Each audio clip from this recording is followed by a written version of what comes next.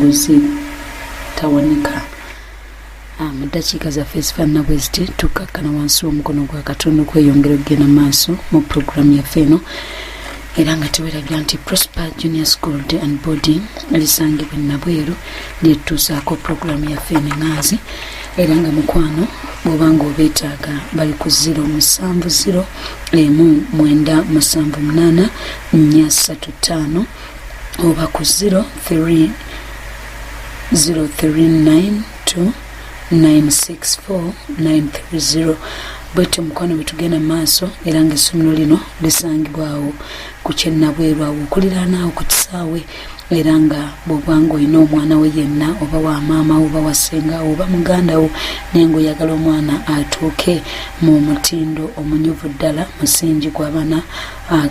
batya Katonda ku ssomero eryo, ate nga basomeseza ddala bulungi ebyokulya, ennyambala, endabirira y'abaana nnungi ddala, batandikira ddala ku ddekeya eyo nga bw'ogitegeera nti yeetaaga keya ey'amaanyi, n'olwekyo abagikolamu ddala balungi nnyo, ate nga baagala abaana ebyokuzanyisawo ebiri, era nga ne talanta y'omwana efiirwako ddala, naddala ng'omwana alina talanta ze ng'okuyimba, sports, swimming, byonna essomero lino lifaayo nnyo ku talanta z'abaana, omwana n'atasoma busomi naye na byonna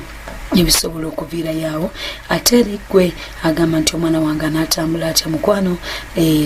vans we ziri, omwana zimuggira ddala ku ssomero zimuleeta ewaka, ate ne zimugja ewaka ne zimutuusa ku ssomero. Bwetyo nno munnange mwe tugendera ddala mu maaso okweyongerera ddala okulaba ekisa kya Katonda n'obulungi bwa Katonda. N'olwekyo mutwaleyo era nga ebisale by'essomero ojja kubanga biteeseganyizibwako, tetubyogedde wano naye nga olwaleero registration egenda mu maaso, bali mu kuregistalinga baana. Twalayo omwana wo abeere naye ku musingi oba ku mutindo ogw'onnamaddala. Mikwano abalungi tukyagenda mu maaso, ennaku z'omwezi ezo tuzeerabiranga 19 tugenda kubeera n'ennaku zaffe ez'abaana abasoma nga bwe tugenda mu maaso nga 19 ku ssaawa 4 zennyini bwe tujja okutandika, ate ennaku z'omwezi nga 2 awo nno munnange tugenda kubeera ne basingoozi, lugenda kubeera lwa Sunday era emiryango gijja kuba giggulwawo bulungi. Smile Skin Solution be bakugu abasobola okuyambako okulabirira olususu lwo, bajjanjaba ensusu z'ebika byonna, ate nga obujjanjabi businziira ku lususu lwo. Basobola okuzza mu nakyokalayo, ate nga balina ebizigo ebikuzza obuto, ate nga bakozesa ebibala ebyebizigo byabwe byennyini. Basobola okusomesa engeri y'okwejjanjaba olususu lwo. Basangibwa wali ku Park View Building level 5 room number 2, oyingirira ku gate ekutwalako Ihulu restaurant. Mukwano zina namba z'essimu kw'osobola okubafunira, gikwate bulungi akakalaamu, manyi nti kakuli kumpi, oba n'essimu yo 0707250 oba 07557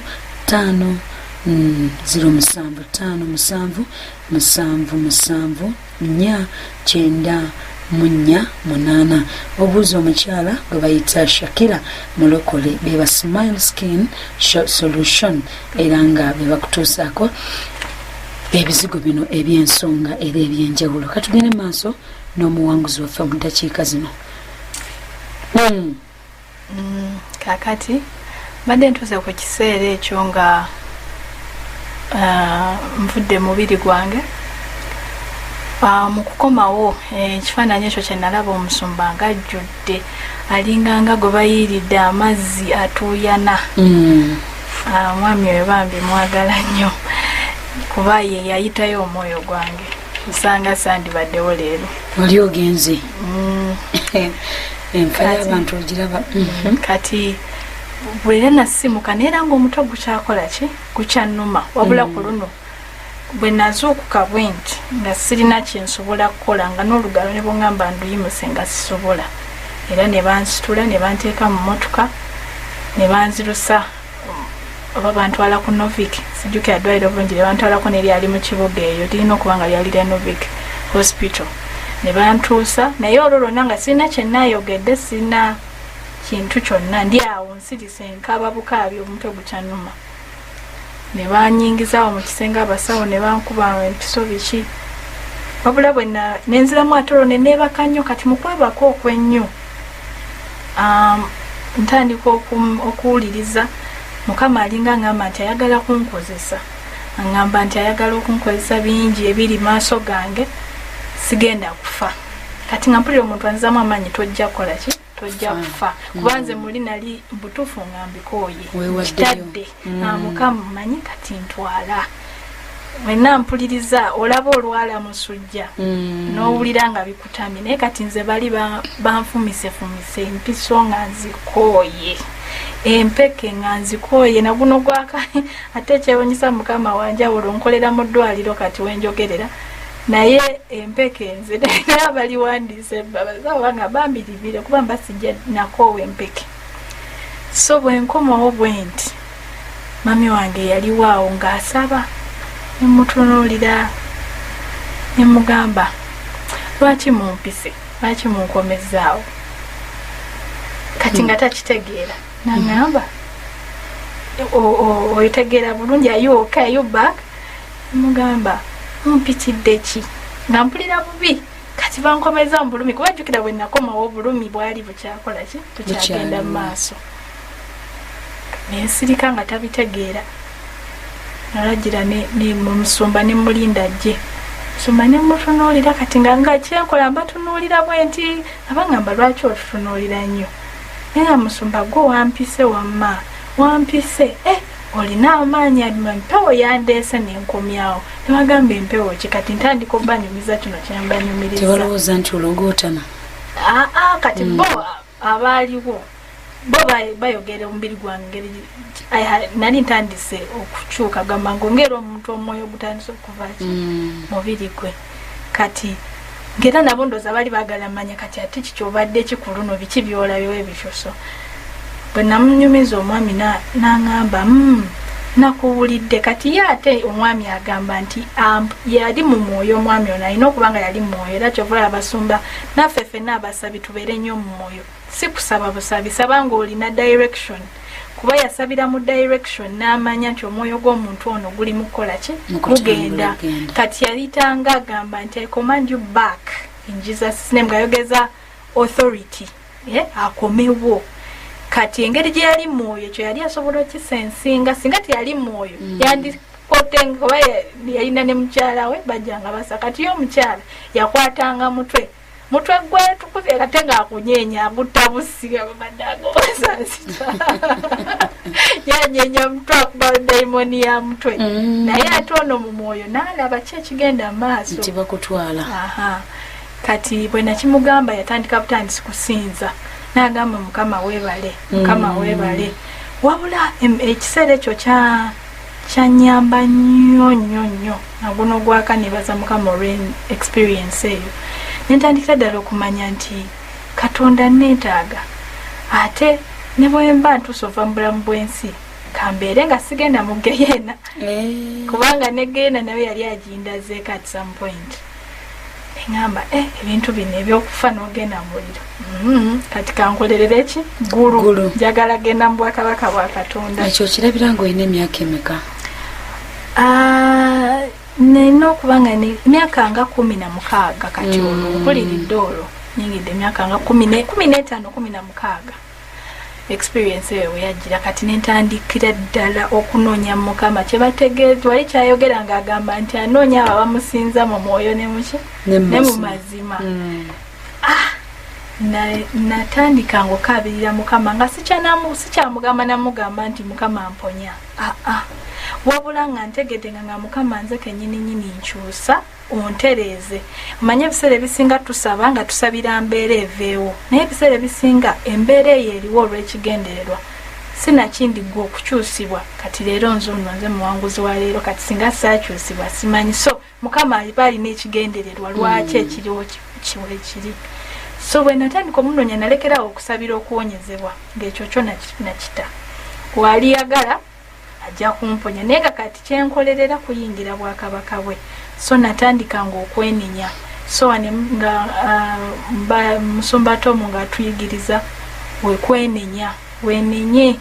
nentandika okwenenya nga mukama otusaasire munange n'ebibi byesaamanya osanga bazadde bange bye baakola nze sibibaddemu nga omuwuliriza aba yatandikidde gye natandikidde nakulira mu famire nga eri bwetyo kyankala muwera okulidde eno leero genze ate no bakujje bakuziza eri bwe bityo nga byokulidde mbutufu nagenda osiriikiriramu n'endaba gyenva neŋŋamba omugezi kanoonye eddala mukama mwoyo ne mazima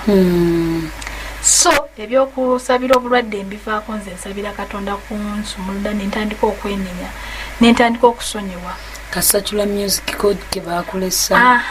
kati ako ogenda okaleka olwo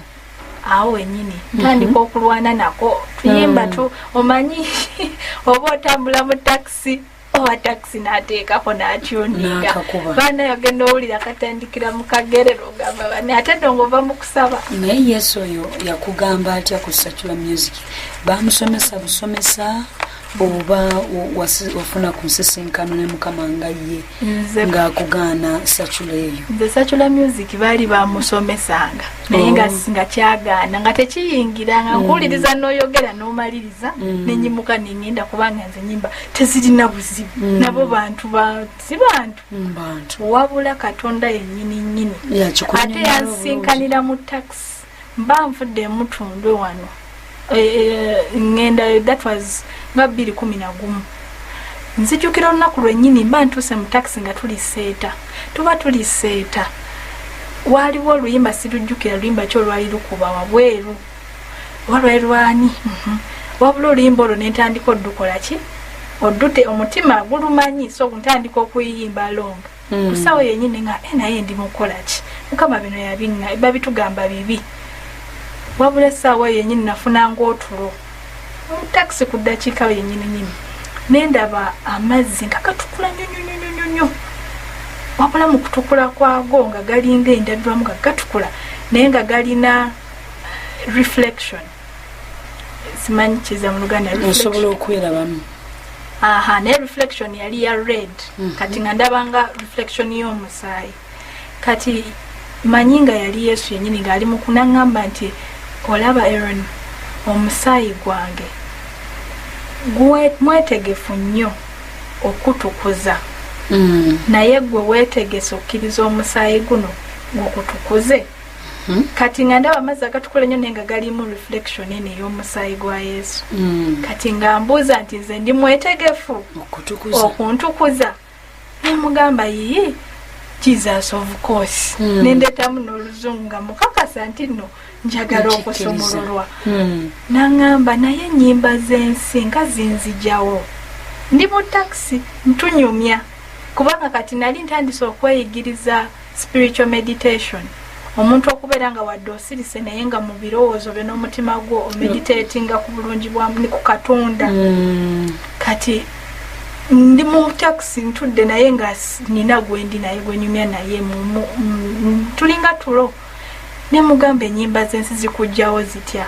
kati awo wenjigira nti Katonda ono gwe tusinza muntu onyumya naye n'ebibuuzo bimubuuza bulungi nnyo kubanga nagamba bulijjo sifuna abaana abasumba babeera eri ku bituuti ye nayogera byayogedde nonoonya wewanikira omukono omubuuze nga tojja mubuuza kati nemugamba Yesu Secular music kiki si bantu naŋŋamba wanjigiririza naŋŋamba nti ennyimba buli kintu omuntu kyafulumya mu kamwa ke ng'ayimba kubaako omwoyo wabula enjawulo ekiriko emyoyo giba gya mirundi ebiri mu nsi muno tutambulira myoyo gya mirundi ebiri wenna mpuliriza bw'oba tolina mwoyo mulungi ogw'omwoyo mutukuvu oba owuliriza mwoyo ki ogw'omulabe sitaani omwoyo omubi kati ekyo bwe yakiŋŋamba eŋŋamba naŋŋamba nti omanyi gye base n'amafuta okuweereza ennyimba zino kubanga eri nayo babikolerera so that ennyimba ze zikola ki zitunda zikwateyo ate nga nawe bw'omuwuliriza omukole ki omwagale wena nakubeera musayi banangereka nekanze tonjogerera ku bundi saagala kumentioninga manya tumugobawo wano so bwekityo bwe nali kati omutukuvu bwakiŋŋamba bwatyo neŋŋamba kati nabulala obuzibu bwe nalina nga soopu obufirimu obusoopu obw'oku TV manyanga ina Maria Clara baani abo anti kakati engeri gye nali maze ekiseera nga mbeera ewaka ebyo ebintu nali ntandise nga bye bibeera ku TV ekiseera ekyo TV z'abalokole ne radio z'abalokole siraba nti zaali kwegabanga si nnyo nga kati kati nga ne waba otaddeko radio biriko nga sibimanyi gawe wanali bimanyi I don't know naye nga bwekityo bwekimanyi abavubuka bangi tebamanyi bayimbi ba gospel bwekiri ate okimanyi nti abavubuka bangi tebamanyi na TV za naye nga balokole era ogenda ssebo ku mikolo gyabwe enyimba ne bakubaza enyimba zonna nga sacula nga tuweza nakuloza nti nno abalokole nabo ssebo gye bali tuyinza abantu abamu tebannaba kunotisinga tebamanyi gospel music yakola atya ati ng'oli ali addicted ku gundi kali tugende maaso kubanga n'emikolo egyo kati nze omwoyo omutukuvu ennyini yakinyiriza naŋŋamba buli luyimba luliko omwoyo gululiko naye enjawulo ekiriko giri either mwoyo gwa mwoyo mutukuvu oba mwoyo mulala kati gwe weebuuze gwempuliriza yeewawaawa ovubuka obakutte mu kagera kati awo n'obufirimu buno obusoopu banaye nayagala soopuze wowe ate buli program ya TV nga ngimanyi ate bambeeranga nnyo ewaka okanyumya ne bakubuuza ebyawandiikibwa bimayibuli nga tolina n'akamu naye nga eno story ogimanyi we yatandikidde neweekoma neweegenda okutandikira enkya nga newetuuka ng'egenda kuggwayo nga ngamba erindako ninako eneerabidde Alejandro yayingidde nasanga girina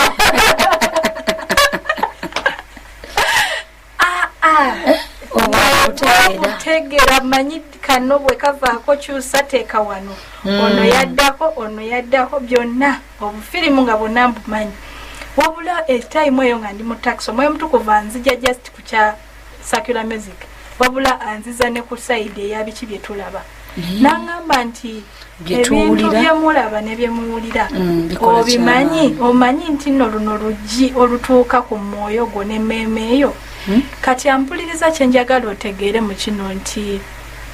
omwana w'omuntu tulina sense 5 tulina sense ey'okuwulira ey'okulaba ey'okuwunyiriza eya test okwe ng'ekintu okitadde ku lulimi so olina ne sense eyaki eya nedabiddeerweero there is sight petulina yaffe eyongerwako eyabakole sense of faith kati ngambene aba biologically bagamba tulina tuwaha sight y'amaaso go kye gakozesa amatu ne gawulira ennyindo yo neewunyiriza skin yo touch no feeling then n'akamwako oba otadde ku lulimi no testing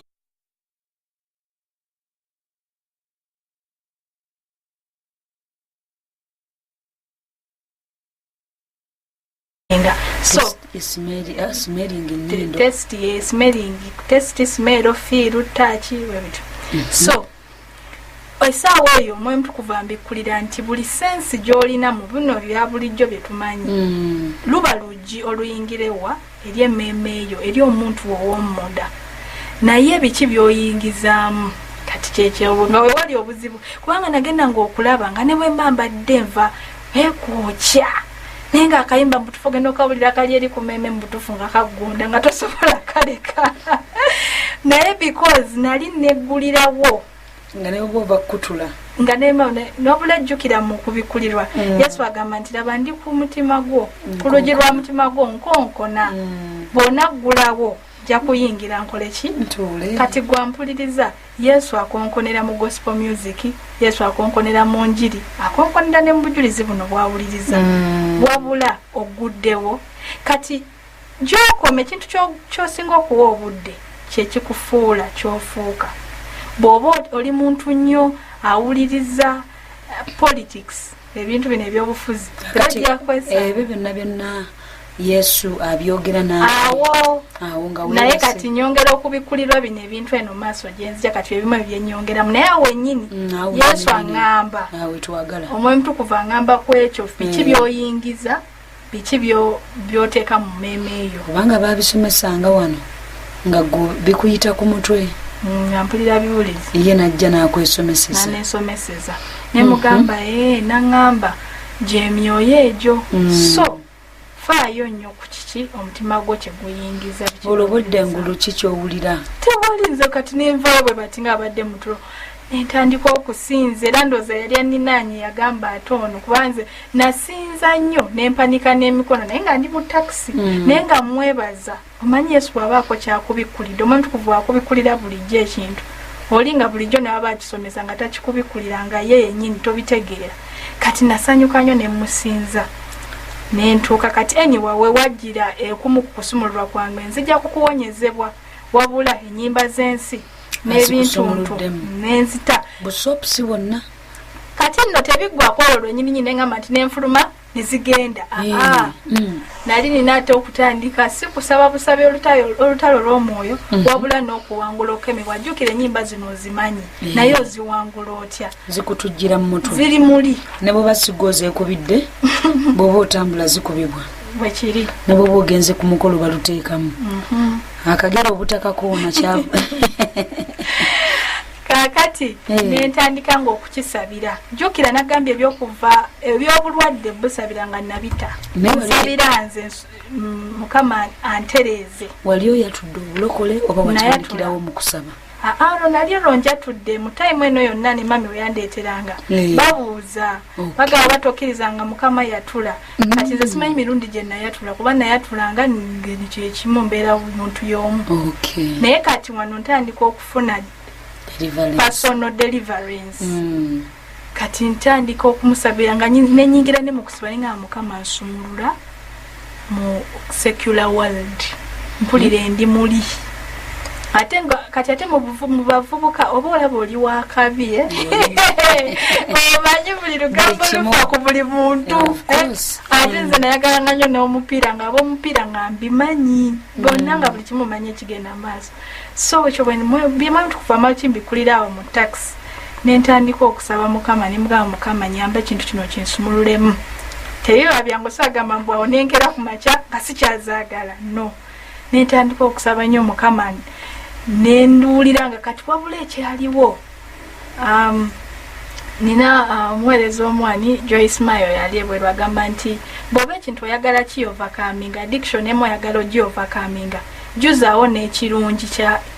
the opposite of that kati nze ngeki nali njagala nnyo music nagamba kale kanoonye gospel music yabajjuza wali ewabadde zino kati bwe buba firimu neŋŋamba kati naye ne firimu tebalinayo z'abalokole nga nyinza ogamba labda nembaga olinayo firimu nga ani yagamba nti tulina anti nkugamba ebiseera ebyo nze bwe nali mu environment kati ng'ogenda sawa zino bwe mba njogera mu kiseera kiri ekya deliverance kati nengenda nga mbagamba olinawo ku kantu konna konna akoogera ku yesu nti tulina firimu ya yesu konza okke naye ekintu kyonna efirimu endala yonna kuba yonna giraba bible stories zonna bwe bityo nga binoonya olinayo kumusa ebyo tetubirina era nebaza mukama waawano emutundwe waliwo videography awo nga ngiye nga newe mavudde mu kusaba nabagamba mumpeeyo ku butambi obwo nempuliriza n'obujulizi bwa sister Aida yafa nazukira kati ebintu netandika obbirya jjukira nti wali nga njezaako okujjuza nveemu kiri wabula nali nina okwejjuza n'ebyobwakatonda kati netandika nga okuba nga mpuliriza gospel music so nno nga binyuma naye bulijjo sibiwa bwongo tobiwa budde gospel music natandika okunyingira abayimbi nga ngamba no music kati abavubuka tuba twagala ekintu ekirimu ku beat sinyonyo ate munange kati ng'ekyo kyekiri ekidongo ekyo ate sebo nga tubalina munange nga mwebali ogenda okulira nga wali abaana ne bagona koona patinise kwasumuludde nenga yesu simbule nempuliriza awo ogenda okulira bajakisa ennyonjo abakuba omuziki nentandika okubinyumirwa nembasono wamuno mbeera ku pate n'ezembaga nemutalowooza nti naffe tulinayo sebe zembaga music iye wembaga nyingi olaba nekugwa abadde kugwange nze nagobayo secular nze okuva namubikulirwa awo nja kutuukawo okuba emikolo anyway kakati nyingidde siniya emyaka ebiri egyo bembadde nyumyamu mbikuliddwa ekyo mukama ansumulula nina okuddamu okutandika okusoma wabula ajjukira nakoma ku P7 ekyo nakyo mukwanda tukyogerako nga mboozi naye ekyo deliverance y'amaanyi nnyo Katonda naddala ng'oli muvubuka ne bw'otaba muvubuka Katonda okusumulula mu kibayita ensi kibayita Yesu yagamba nti tuli mu nsi naye tetuli bansi kati abalokole bangi yalokoka naye ng'ate ensi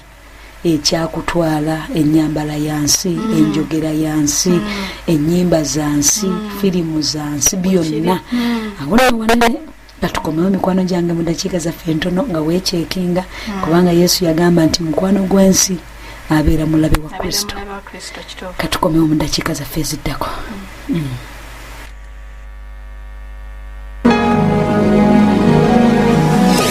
Cyenda mu munana katonnyeza musanvu MCF Radio emmere y'omwoyo gwo